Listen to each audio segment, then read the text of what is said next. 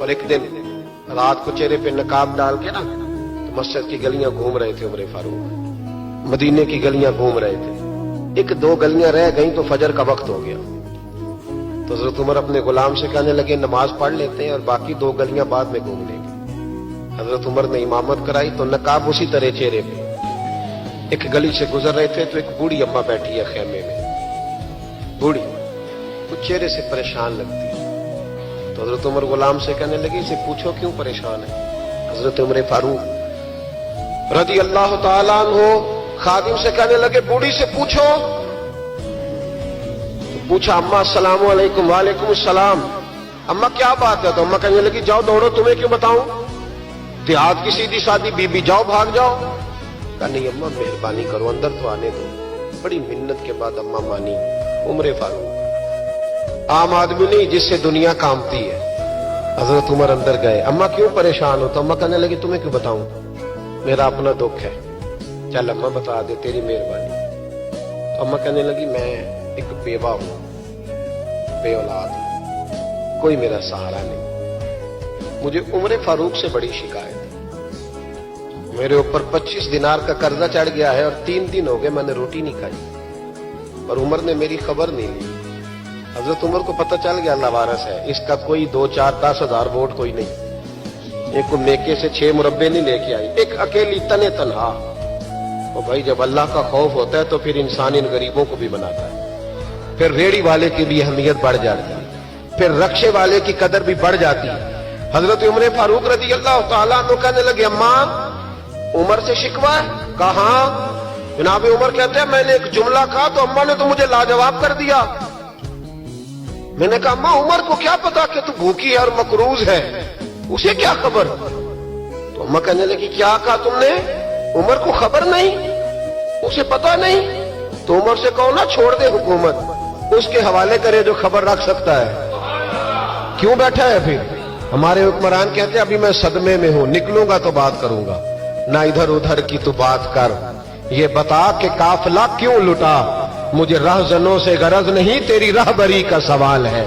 ہاں تجھے جواب دینا پڑے گا. حضرت سیدنا عمر فاروق رضی اللہ تعالیٰ عنہ سے اماں کہنے لگی نہیں خبر رکھ سکتا تو حکومت کیوں کرتا ہے، چھوڑتا کیوں نہیں؟ تو حضرت عمر کہتے ہیں میں کانپنے لگا. دوڑے گئے جناب عمر. میں نے کہا اس اماں کا 6000 ووٹ نہیں کہ اس کی قدر کی جائے. یہ اماں کوئی بہت آکسفورڈ یونیورسٹی کی ڈگری ہولڈر نہیں کہ اس کی بات مانی جائے. کہ لاوارث اور بیوہ بی بی. عمر دوڑے گئے، گھر سے اناج کا تھیلا کندھے پہ رکھا، 25 دینار بھی لیے، پکا پکایا کھانا بھی لیا. خادم کہنے لگا حضور مجھے دے دے میں اٹھا لیتا ہوں. تو حضرت عمر فرمانے لگے چل وعدہ کر قیامت کے دن بھی میرا بوجھ اٹھائے گا. کہنے لگا جی نہیں وہاں نہیں اٹھا سکتا. فرمایا پھر آج بھی نہ اٹھا، مجھے ہی اٹھانے دے، یہ میرا بوجھ ہے تو مجھے ہی. اماں کے سامنے 25 دینار بھی رکھے. پھر اماں کو حضرت فاروق اعظم نے 2 مہینے کا راشن بھی دیا، پھر پکا پکایا کھانا بھی دیا. معمولی آدمی کی بات نہیں کر رہا، 24 لاکھ مربع میل کا حکمران. حضرت عمر مدینے میں بیٹھ کے کبھی للکار دے تو کیسر و کسرا کی ٹانگیں کانپے. جناب عمر فاروق رضی اللہ کھانا کھلا کے اماں چارپائی پہ تھی تو عمر نیچے بیٹھ گئے. کہنے لگے اماں چل عمر کو معاف کر دے، چل چل جانے دے، کوئی عرض نہیں، بیچارے کو پتہ نہیں چلا. تو اماں کہنے لگی تو نے پھر عمر کا ذکر چھیڑ دیا. بیٹے میرے گھاؤ بڑے گہرے ہیں، میرے زخم بڑے سخت ہیں، کلیجہ پھٹے تو تجھے دکھاؤں کتنی تکلیف میں ہوں. میں تو پکا ہوا پھل ہوں، کسی وقت بھی دنیا سے چلی جاؤں گی. میں نے عمر کو معاف نہیں کرنا. جب میں قبر میں جاؤں گی نا، نبی کریم علیہ السلام آئیں گے تو میں عمر کی شکایت کروں گی. میں کہوں گی حضور اس سے پوچھئے یا رسول اللہ بیوہ اور بوڑھی کا خیال ہی نہیں کیا. تو آپ کے غلام کہتے ہیں میں نے عمر کو کبھی اتنا روتے نہیں دیکھا جتنا آج روئے.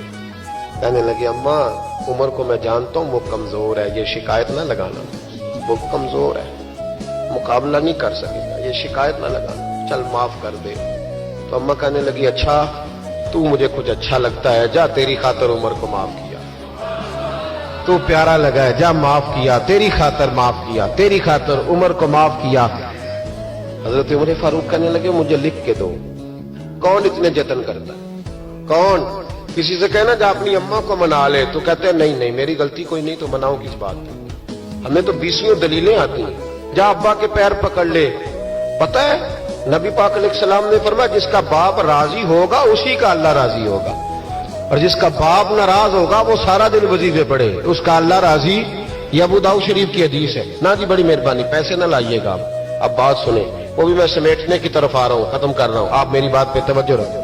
عزیز بھائی, نبی کریم صلی اللہ تعالی علیہ وسلم نے جو اپنے غلاموں کی تربیت کی تو حضرت عمر فاروق کہنے لگے لکھ کے دو, لکھ دو. تو اماں کہنے لگی آپ لکھیں میں سائن کر دیتی ہوں, آپ لکھ دیں میں سائن کرتی ہوں. حضرت عمر نے لکھا فلاں بنت فلاں کو عمر سے شکایت تھی. پھر انہوں نے عمر کو معاف کر دیا. اماں سائن کرنے ہی لگی تھی, سائن کرنے ہی لگی تھی کہ مولا علی شیر خدا آ گئے, حضرت عبداللہ ابن مسعود آ گئے. اوہو عمر یہاں بیٹھے ہوئے ہو, میں سارے مدینے میں تلاش کر رہا تھا, یہاں بیٹھے ہو, وہ کچھ لوگ ملنے آئے, نکلو. اماں نے سنا کہ یہ عمر تھے تو اماں اٹھ کے کھڑی ہو گئی.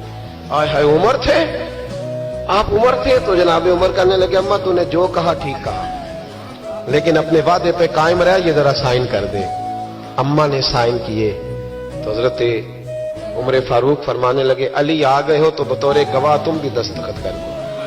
عبداللہ ابن مسعود تم بھی بطور گواہ جب سائن ہوئے تو جناب عمر نے رکا لپیٹا اور مولا علی شیر خدا سے فرمانے لگے علی یہ رکھ لو, مجھے لگتا ہے میں تم سے پہلے دنیا سے جاؤں گا, اور جب میں پردہ کر جاؤں نا تو یہ رکا میرے کفن میں رکھ دینا. اگر حضور علیہ السلام نے پوچھا نا میری امت کے ساتھ کیا سلوک کر کے آئے ہو, تو رکا نکال کے کہوں گا یا رسول اللہ ایک بوڑھی ناراض تھی, میں اسے بھی راضی کر کے آیا.